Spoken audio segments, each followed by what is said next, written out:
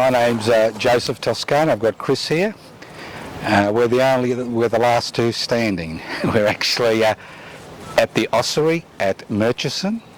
It's the 15th of November 2020, and we're here to mark the murder of Francesco Fantin on the 16th of November, that's tomorrow, 16th of November 1942. Behind us is an ossuary, and today, normally, this area would be full of people remembering the people who are interned in this ossuary. And the people who are interned in here is almost 200 people. They are mainly Italian prisoners of war, but there is also 25 internees. Italians who were interned during World War II as suspected enemy aliens who died in the detention camps. Now, Australia had the highest rate of internment per head of population of any country in the world, including the United States of America. Now, Francesco Fantin was born in Italy, in northern Italy, at the end of the 19th century. He was a skilled woolen worker, as northern Italy was the centre of the so-called Industrial Revolution in Italy. He was a strident anti-fascist, he was an atheist, an anti-militarist, and an anarchist. And he is interned in this ossuary with people who ultimately, not the people here who were responsible for his murder. He was part of the wave of Italian refugees who fled from Italy after Mussolini gained power in 1920. And he came to this country, like many refugees before him, like many refugees and asylum seekers today, to find a new life free of the strictures, class divisions and hatreds of the old world. When he arrived in Australia, he realised that in Australia they had the same divisions.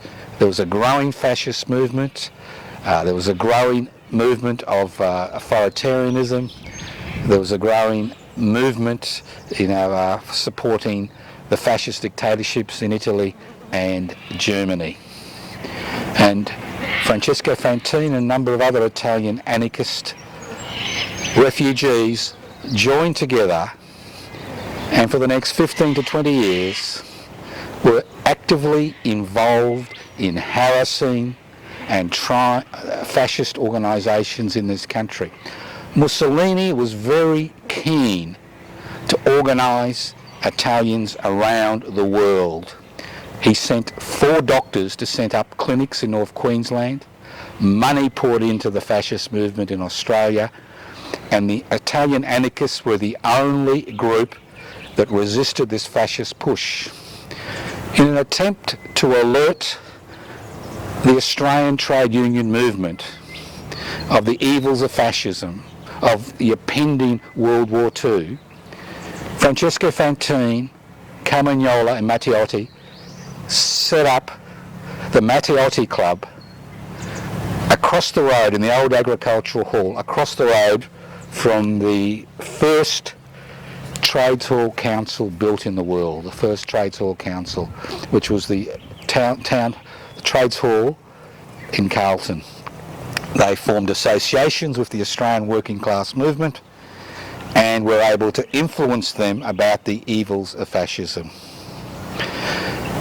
Now, Francesco Fantin had a brother. He had 2 brothers here in North Queensland, and he spent 6 months of the year working in the woolen mills in Geelong, 6 months of the year working as a cane cutter in far North Queensland. And as luck would have it,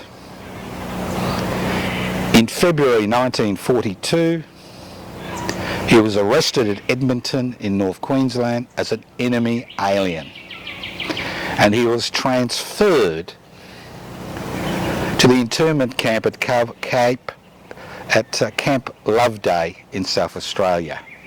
The tragedy was that Francesco Fantin had been an anti-fascist all his life.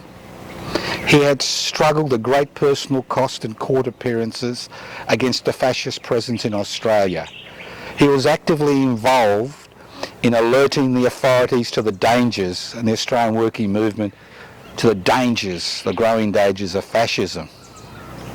And he was interned with 350 fascists. He was the only anarchist in that camp. There are a number of socialists, about 60 socialists, and non-aligned political people. But in the camp there were 350 committed fascists who ran the camp. And from February 1942 to the 16th of November 1942, Francesco Fantin was harassed, he was beaten, he was kicked, he was ostracised, and the Australian military authorities did nothing about it. And although petitions had gone out for his release, the Australian government ignored his plight.